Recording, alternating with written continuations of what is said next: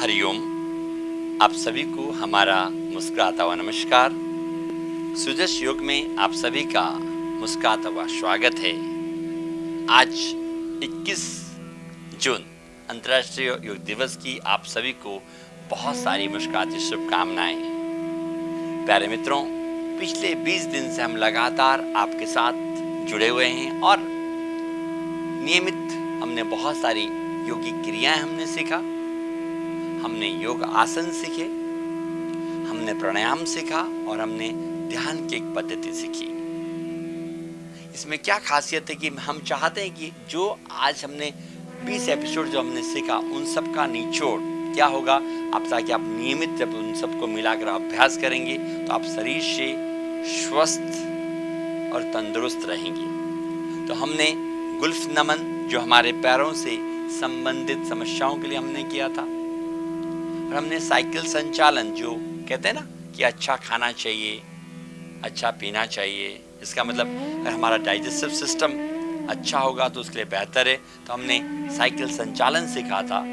तो जब भी आप अपना अभ्यास करें तो आप क्या कर सकते हैं, पहले गुल्फ नमन कर सकते हैं, उसके बाद साइकिल संचालन, पाद प्रसारक कटी शक्ति क्रिया जो हमने ट्विस्ट किया था, ये हमारे पूरे मिडिल बॉडी के लिए बहुत फायदेमंद है।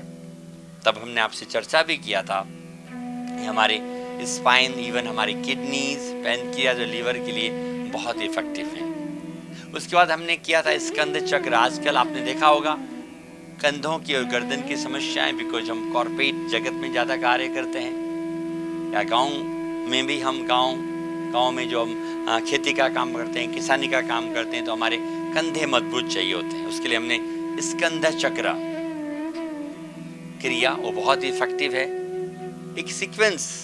उसके बाद हमने उंगलियों के लिए किया था।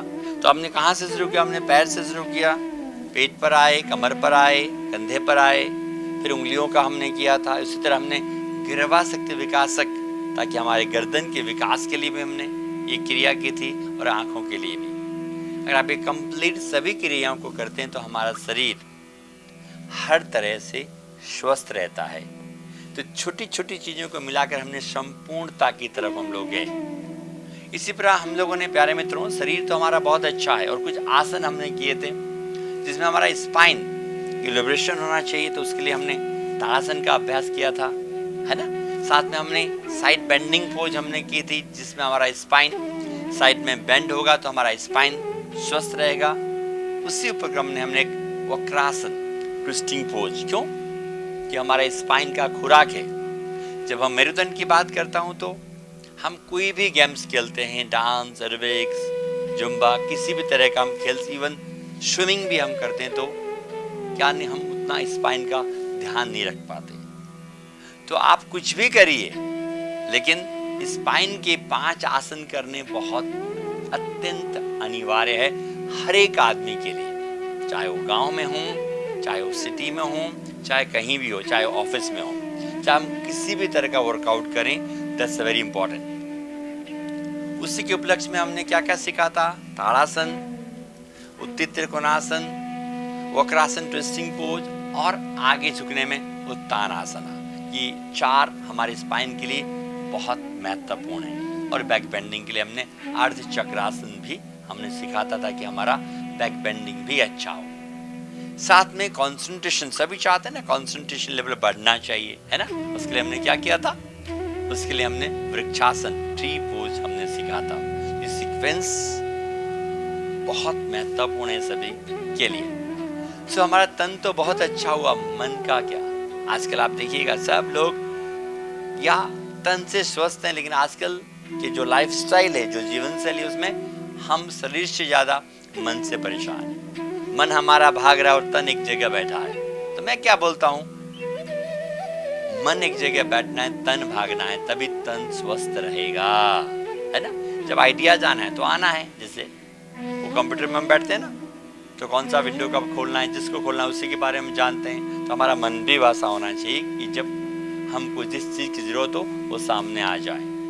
तो मन के लिए क्या, तो जैसे हमने शरीर के लिए हमने आसन और क्रियाओं का एक संग्रह एकत्रित किया पिछले 20 दिनों में, वैसे ही मन के लिए हमने 3 प्राणायाम हमने किए थे, आपको याद होगा, कपालभाति, भस्त्रिका और अनुलोम विलोम, इवन सिद्धकारी ऑल्सो।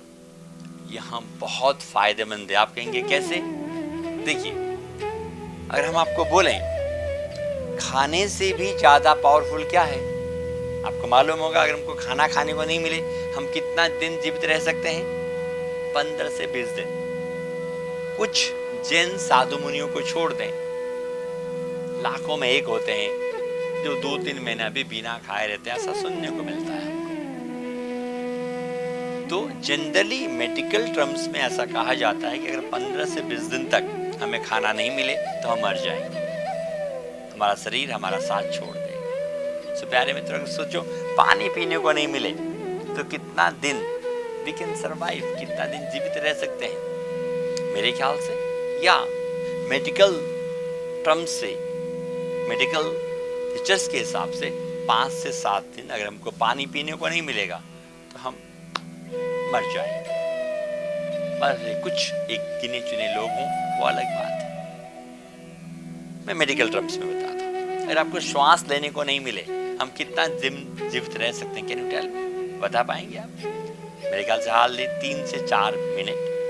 मेडिकल साइंस बोलता है कि अगर हमारा कोई गला दबा दे या हमारे मस्तिष्क में 3 से 4 मिनट अगर रक्त का संचार नहीं हो, अगर ऑक्सीजन नहीं जाएगा, हमारा ब्रेन डेड हो जाएगा, मर जाएगा उस समय बाद शरीर भी। तो आप सोच सकते हैं क्या ज्यादा पावरफुल है?